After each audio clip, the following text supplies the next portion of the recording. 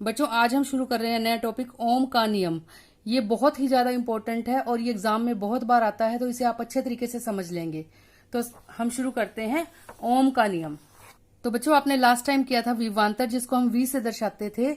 हमने ये किया था कि अगर हम दो टंकियां ले पानी की और उनका लेवल अलग अलग है, तो अगर उनके अंदर पानी है तो पानी जब एक टंकी से दूसरी टंकी में जाता है, इस तरह से मान लो इस टंकी में पानी है और ये यहां से दूसरी टंकी में जा रहा है, तो इनमें लेवल में अंतर होने के कारण पानी का बहाव ऊपर से नीचे की तरफ होता है। इसी प्रकार से कोई भी विद्युत अगर चालक है हमारे पास, मान लो हमारे पास एक तार है और इसके अंदर विद्युत का चालन हो रहा है, तो दोनों सिरों के बीच में विभव का अंतर होता है, जिसको हम बोलते हैं विभवांतर। तो एक तरफ विभव ज्यादा होना चाहिए, यानी वैद्युत दाब जो है वो अधिक होना चाहिए, और दूसरी तरफ वैद्युत दाब कम होना चाहिए। ये हमने किया था। तो बच्चों जितना अंतर ज्यादा लेवल में होगा उतना पानी का बहाव भी तेज होगा। इसी प्रकार से जितना विभवांतर अधिक होगा उतनी विद्युत धारा भी अधिक बहेगी, यानी विभवांतर जो है वो अनुक्रमानुपाती है आई के। विद्युत धारा आई उतनी अधिक बहेगी जितना विभवांतर अधिक होगा। तो ये हम खुद भी समझदार हैं कि अगर लेवल में अंतर ज्यादा होगा पानी में, तो पानी भी उतनी स्पीड से नीचे आएगा, यानी उसी प्रकार से विद्युत दाब का अंतर जितना अधिक होगा दो सिरों के बीच में, उतना ही जो विद्युत धारा का प्रवाह है वो भी अधिक होगा। तो इस प्रकार से जो विभवांतर होता है वो अनुक्रमानुपाती है विद्युत धारा के, या विद्युत धारा उतनी अधिक बहती है जितना उसके विभवांतर अधिक होता है सिरों के बीच में। तो यही ओम का नियम है कि अगर एक चालक तार का ताप समान रहे, ताप समान का मतलब होता है कि वो ज्यादा गर्म ना हो तार, जो उसका तापमान है उसको हमने स्थिर मान लेना है, मतलब उसका ताप ना बदले, तो उस समय पर जो विद्युत धारा होती है वो उसके विभवांतर के अनुक्रमानुपाती होती है, यानी जितना विभवांतर अधिक होगा उतनी विद्युत धारा जो है वो अधिक बहेगी। तो V अनुक्रमानुपाती है I के। मैंने आपको पहले भी बताया था, जब हम अनुक्रमानुपाती का जो निशान होता है उसको हटाते हैं तो उसकी हमें उसके लिए एक स्थिरांक लगाना पड़ता है। तो V बराबर I R। यहाँ पे जो R है बच्चों ये एक नियतांक है, इसको स्थिरांक नियतांक कुछ भी हम कह सकते हैं, और इसका नाम है प्रतिरोध। जो ये नियतांक है इसका नाम क्या है बच्चों? प्रतिरोध बोलते हैं इसको। तो V बराबर आई आर, ये आपका सूत्र बन जाता है ओम के नियम का। V बराबर आई आर, जहां पर V क्या है? विभवांतर है, I क्या है? विद्युत धारा है, और R क्या है? प्रतिरोध है, जो एक नियतांक है। तो अब हम ओम का नियम पढ़ते हैं। क्या होता है ओम का नियम? किसी विद्युत चालक तार में बहने वाली विद्युत धारा उस तार के सिरों के बीच विभवांतर के अनुक्रमानुपाती होती है। अनुक्रमानुपाती का मतलब होता है बच्चों जब एक वैल्यू ज्यादा हो और उसकी वजह से दूसरी वैल्यू ज्यादा हो। जैसे यहाँ पर अगर विभवांतर अधिक होगा तो विद्युत धारा का मान भी अधिक होगा। इस तरह से इसको बोलते हैं अनुक्रमानुपाती। तो V अनुक्रमानुपाती I के, तो V बराबर आई आर। मैंने आपको पहले ही बताया R क्या है? एक स्थिरांक है जिसे तार का प्रतिरोध कहते हैं। तो ये है ओम का नियम, और इसे आप अच्छे तरीके से याद कर लेना, समझ लेना, बहुत ही ज्यादा इंपॉर्टेंट है ये। अब हम करेंगे बच्चों प्रतिरोध की परिभाषा लिखें। प्रतिरोध जो भी हमने यहाँ पे R किया, ये R प्रतिरोध है। तो ये क्या होता है प्रतिरोध? आपने हिंदी में भी पढ़ा होगा प्रतिरोध के बारे में, कि प्रतिरोध जो होता है एक किस्म से हम कह सकते हैं रुकावट होता है बच्चों। R से रुकावट आप ऐसे याद रख सकते हैं कि प्रतिरोध को हम R से दर्शाते हैं, R से रुकावट। रुकावट का मतलब किस चीज में रुकावट? हम ये लेसन क्या पढ़ रहे हैं? हम विद्युत के बारे में पढ़ रहे हैं। तो मान लो एक चालक तार है, ये चालक तार है और इसके अंदर विद्युत बहती है। तो अगर एक चालक तार में विद्युत धारा बह रही है, तो अगर इस विद्युत धारा के बहने में कोई रुकावट आती है तो उसको बोलते हैं प्रतिरोध। तो प्रतिरोध का मतलब होता है कि कोई भी, अब मान लो आपको पता है कि जब विद्युत धारा बहती है तो आवेश तो बहेंगे ही, क्योंकि आवेश के प्रवाह को ही विद्युत धारा बोलते हैं, हमने पहले किया हुआ है। तो चालक का वह गुण जो अपने अंदर से आवेश के प्रवाह का विरोध करता है, विरोध मतलब उसे रोकने की कोशिश करता है, यानी आवेश को आगे जाने से रोकता है, या विद्युत धारा के प्रवाह को रोकता है। जैसे मैंने अभी आपको बताया कि विद्युत धारा के बहने को रोकता है, उसे प्रतिरोध कहते हैं। इसको मैं समझाने के लिए आपको एक उदाहरण दे सकती हूँ। मान लो हम सड़क पर जा रहे हैं और इस तरह से सड़क में इस तरह से स्पीड ब्रेकर आ जाते हैं। तो ये स्पीड ब्रेकर क्या करते हैं? मान लो एक गाड़ी जा रही है या हम जा रहे हैं, तो हमारे जाने की जो स्पीड है उसको ये कम कर देते हैं, और यहाँ पर एकदम गाड़ी अपनी स्पीड को कम करके फिर यहाँ से गुजरेगी। तो इस तरह से उसने क्या किया? स्पीड ब्रेकर ने जो गाड़ी चल रही थी उसके प्रवाह को जो है वो कम कर दिया, उसकी धारा को कम कर दिया। इसी प्रकार से जैसे सड़क में यहाँ पे स्पीड ब्रेकर होते हैं, उसी प्रकार से कोई भी चालक तार है उसके अंदर जो विद्युत धारा बह रही है, जो उसके अंदर जो आवेश बह रहे हैं उनके बहने में जो रुकावट आएगी, जो उसका विरोध होगा, उसको बोलते हैं प्रतिरोध। तो इसलिए आर से रुकावट, आर से प्रतिरोध। प्रतिरोध का मतलब अगर आप अपने समझने के लिए सोचें तो प्रतिरोध का मतलब होता है रुकावट।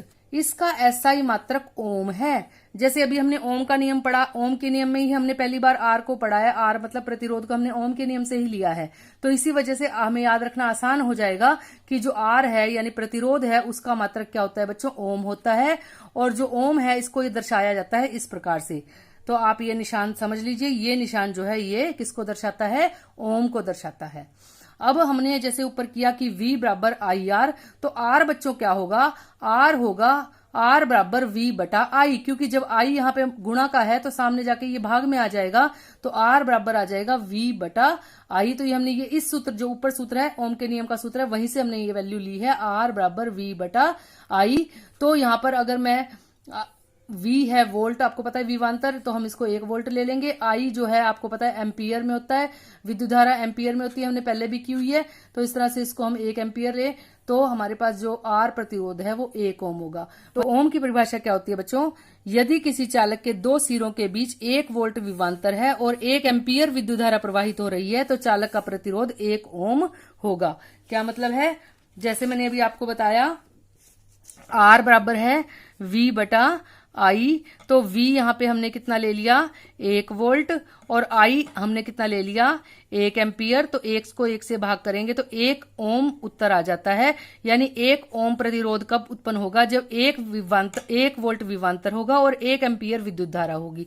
तो यहां से देखो, यदि किसी चालक के 2 सिरों के बीच कितना विभवांतर है, 1 वोल्ट जैसे मैंने अभी आपको बताया, और 1 एम्पीयर विद्युत धारा, तो ये बताया ना आपको 1 एम्पीयर विद्युत धारा प्रवाहित होती है, तो चालक का प्रतिरोध कितना होगा, 1 ओम होगा। तो इस तरह से यहां से हमें 1 ओम की परिभाषा मिल जाती है। तो इसके बाद बच्चों, तो ये आपको ओम की परिभाषा भी समझ आ गई होगी। इसके बाद अगला टॉपिक है ओम के नियम का ग्राफ। बड़ा ही आसान है बच्चों, कई बार आ जाता है पेपर में कि ओम के नियम का ग्राफ बनाइए, तो मैं आपको यहाँ पर समझा देती हूँ। ओम के नियम का ग्राफ बनाने के लिए हमने यहाँ पे इस तरह से एक तरफ V ले लिया है और एक तरफ I ले लिया है, क्योंकि आपको पता है V अनुक्रमानुपाती होता है किसके, I के। यानी अगर I बढ़ेगा तो V भी बढ़ेगा, यानी जितना विभवांतर अधिक होगा उतनी विद्युत धारा अधिक होगी, तो दोनों ही बढ़ेंगे, यानी V के बढ़ने से I भी बढ़ेगा। तो इस तरह से इसका ग्राफ इस तरह से आएगा बच्चों, बढ़ता हुआ ग्राफ आएगा। जैसे यहाँ पे अगर हम एक संख्या ले, यहाँ पे हम, तो मैं आपको समझाने के लिए इस तरह से बता देती हूँ। जैसे यहाँ पे अगर ये वैल्यू I की है तो ये वैल्यू V की होगी। तो मैंने अगर यहाँ पे I बढ़ा दिया तो ऐसे यहाँ पे भी क्या बढ़ गया बच्चों, V की वैल्यू भी बढ़ गई। तो इस तरह से दोनों वैल्यूज इकट्ठी बढ़ रही हैं, तो इस तरह से ग्राफ आएगा ओम के नियम का। तो आप ये ग्राफ भी अपनी नोटबुक में बना लेंगे। तो हमारा प्रश्न क्या है, प्रतिरोध किन कारकों पर निर्भर करता है। तो हमें क्या पढ़ना है, प्रतिरोध के कारक। तो सबसे पहला जो प्रतिरोध है बच्चों, वो निर्भर करता है चालक की लंबाई पर। किस पर निर्भर करता है बच्चों, चालक की लंबाई। बच्चों कोई भी चालक है, जितना ज्यादा उसकी लंबाई अधिक होती है उतना उसका प्रतिरोध भी ज्यादा होता है। आप समझने के लिए ये देखिए, जितना मान पानी है, जितनी लंबी पाइप ज्यादा होगी उतनी उसमें बहने में रुकावट ज्यादा आएगी, और अगर छोटी पाइप होगी तो पानी जल्दी से निकल जाएगा उसमें से, यानी उसमें रुकावट कैसी आएगी, कम आएगी। इसका मतलब अगर 2 चालक हैं, एक की लंबाई कम है और एक की लंबाई अधिक है, तो प्रतिरोध किसका अधिक होगा, जिसकी लंबाई अधिक होगी, और प्रतिरोध किसका कम होगा, जिसकी लंबाई कम होगी। यानी R प्रतिरोध जो होता है वो अनुक्रमानुपाती होता है लंबाई के चालक की, L लेंथ, लेंथ का मतलब लंबाई। तो किसका, इन दोनों चालक में से किसका प्रतिरोध अधिक होगा, इसका प्रतिरोध कैसा होगा बच्चों, अधिक होगा, और इसका प्रतिरोध कैसा होगा, कम होगा। यानी जो प्रतिरोध है वो चालक की लंबाई पर निर्भर करता है, R अनुक्रमानुपाती है L के।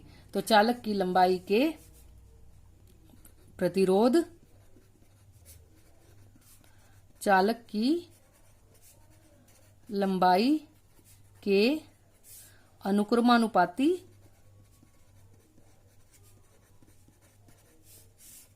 होता है। तो ये बच्चों पहला इसका जो कारक था वो था चालक की लंबाई। अब उसके बाद बच्चों दूसरा जो कारक है चालक का अनुप्रस्थ काट का क्षेत्रफल। बच्चों आज अच्छा आप खुद सोचिए, अगर मैं आपको एक एग्जांपल जो दूं वो पानी का दूं कि पाइप में से पानी बह रहा है, तो आप मुझे बताएं कि पानी जो होगा वो एक मोटी पाइप में से जल्दी से बहेगा। मान लो एक पाइप है, ये बहुत मोटा पाइप है, और एक पाइप है, ये पतला पाइप है सेम लंबाई का, तो पानी किसके अंदर से जल्दी से जाएगा? आपका उत्तर होगा मोटी पाइप है तो पानी फटाफट बह जाएगा, उसमें रुकावट नहीं आएगी। बिल्कुल सही बात। तो ये क्षेत्रफल जो अनुप्रस्थ काट का क्षेत्रफल जो ये है, जितना अधिक होता है यानी पाइप जितना मोटा होगा यानी चालक जितना अधिक क्षेत्रफल वाला होगा उसमें रुकावट उतनी ही कम आएगी। यानी जो प्रतिरोध है वो व्युत्क्रमानुपाती है अनुप्रस्थ काट के क्षेत्रफल। कोई भी चालक तार मोटी होगी तो उसमें से रुकावट कम होगी, और पतली तार होगी तो उसमें क्षेत्रफल कम होगा, तो रुकावट कैसी होगी? ज्यादा होगी। इसको बच्चों बोलते हैं व्युत्क्रमानुपाती। व्युत्क्रमानुपाती का मतलब होता है जब एक वैल्यू ज्यादा हो और उसकी वजह से दूसरी वैल्यू कम हो। जैसे यहाँ पे क्षेत्रफल ज्यादा है, मोटाई ज्यादा है तो क्षेत्रफल ज्यादा है। एक चीज ज्यादा होगी, क्या चीज ज्यादा है? क्षेत्रफल अधिक है। तो क्या चीज कम है? रुकावट यानी प्रतिरोध क्या है? प्रतिरोध कैसा है बच्चों? कम है। जब एक चीज अधिक होती है और उसके कारण दूसरी चीज कम होती है तो इसको बोलते हैं व्युत्क्रमानुपाती। हम लिखेंगे प्रतिरोध चालक के अनुप्रस्थ काट के क्षेत्रफल के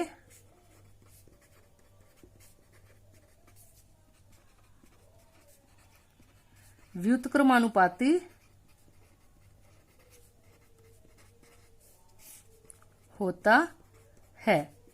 तो इस तरह से हमारे पास पहला आ गया कि चालक की लंबाई के अनुक्रमानुपाती है और अनुप्रस्थ काट के क्षेत्रफल के व्युत्क्रमानुपाती है। यानी चालक जितना लंबा होगा उतना उसका प्रतिरोध अधिक होगा, और इस तरह से चालक जितना मोटा होगा उसका क्षेत्रफल जितना अधिक होगा उतना ही उसका प्रतिरोध क्या होगा?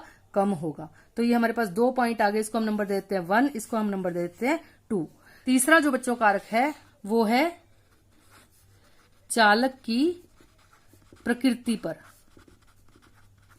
चालक की प्रकृति पर मतलब बच्चों चालक की प्रकृति किस प्रकार की है? जैसे हम जानते हैं कि अलग अलग चालकों जो हैं उनका प्रतिरोध अलग अलग होता है। जैसे अगर हम बात करें कि जो चांदी है वो विद्युत की सबसे अच्छी चालक है तो उसका प्रतिरोध बहुत कम होगा।